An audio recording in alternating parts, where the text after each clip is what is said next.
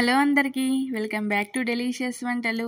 ఇవాల్టి వీడియోలో బీరకాయ కర్రీ చూపించబోతున్నానండి. ఒకసారి ఈ పద్ధతిలో ట్రై చేసి చూడండి, తప్పకుండా నచ్చుతుంది. ముందైతే ఒక హాఫ్ కేజీ బీరకాయలని తీసుకొని పైన లైట్గా పీల్ చేసుకొని ఇలా చిన్న ముక్కలుగా కట్ చేసుకొని పెట్టుకోండి. లేత బీరకాయలు తీసుకోండి, టేస్ట్ చాలా బాగుంటుంది. ఇప్పుడు ప్యాన్ పెట్టుకొని అందులోకి ఒక 2 టేబుల్ స్పూన్ల ఆయిల్ వేసుకోండి. ఆయిల్ హీట్ అయిన తర్వాత 1 టీ స్పూన్ జీలకర్ర వేసుకోండి. జీలకర్ర వేసుకున్న తర్వాత 1 టీ స్పూన్ ఆవాలు వేసుకోండి. ఆవాలు కొంచెం చిటపటలాడిన తర్వాత 1 టీ స్పూన్ పచ్చిశనగపప్పు వేసుకోండి. పోపునంతా బాగా ఫ్రై చేయండి. ఫ్రై చేసిన తర్వాత ఒక 2 ఎండుమిర్చి, ఒక 4 పచ్చిమిర్చి చీలికలు, కొంచెం కరివేపాకు యాడ్ చేసుకొని బాగా ఫ్రై చేసుకోండి.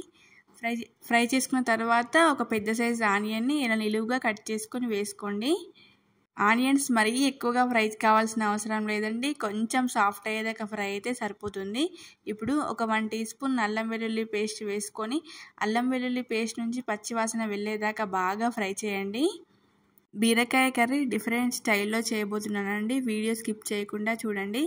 ఇప్పుడు ఆనియన్స్ ఫ్రై అయిన తర్వాత కట్ చేసుకున్న బీరకాయ ముక్కలన్నిటిని అందులోకి యాడ్ చేసుకోండి. తర్వాత ఒక హాఫ్ టీ స్పూన్ పసుపు, రుచికి సరిపడినంత సాల్ట్ యాడ్ చేసుకొని మొత్తం అంతా ఒకసారి మిక్స్ చేసుకోండి. పోపు అంతా బీరకాయ ముక్కలకి పట్టేలాగా ఒక 1 to 2 మినిట్స్ పాటు మంచిగా ఫ్రై చేసుకోండి, మీడియం ఫ్లేమ్లో పెట్టుకొని. చూడండి, మన వీడియోని ఎవరైనా కొత్తగా చూస్తున్నట్లయితే ఛానల్ని సబ్స్క్రైబ్ చేసుకొని వీడియోని లైక్ చేయండి. ఇప్పుడు మూత పెట్టుకొని ఒక 5 to 6 మినిట్స్ మీడియం ఫ్లేమ్లో కుక్ చేసుకోండి. బీరకాయ నుంచి ఇలా వాటర్ రిలీజ్ అవుతాయండి. మనం ఎక్స్ట్రా వాటర్ ఏం యాడ్ చేయాల్సిన అవసరం లేదు, అందులో వాటరే సరిపోతాయి. చూడండి, బీరకాయ ముక్కలు కూడా సాఫ్ట్గా ఉడికిపోయాయి. లేత బీరకాయలు తీసుకోండి, టేస్ట్ చాలా బాగుంటుంది. ఇలా మొత్తం అంతా ఒకసారి కలుపుకున్న తర్వాత ఇప్పుడు రుచికి సరిపడినంత కారం యాడ్ చేసుకోండి. ఒక 3 టీ స్పూన్ల కారం, ఒక హాఫ్ టీ స్పూన్ ధనియా పౌడర్ వేసుకోండి. తర్వాత ఒక పావు టీ స్పూన్ జీలకర్ర పొడి వేసుకొని మొత్తం అంతా ఒకసారి ఫ్రై చేయండి. ఉప్పు కారం అంతా ముక్కలకి పట్టేలాగా మంచిగా ఫ్రై చేసుకోండి. ఒక 1 to 2 మినిట్స్ పాటు లో ఫ్లేమ్లో పెట్టుకొని ఫ్రై చేసుకోండి, లేకపోతే కారం మాడిపోతుంది.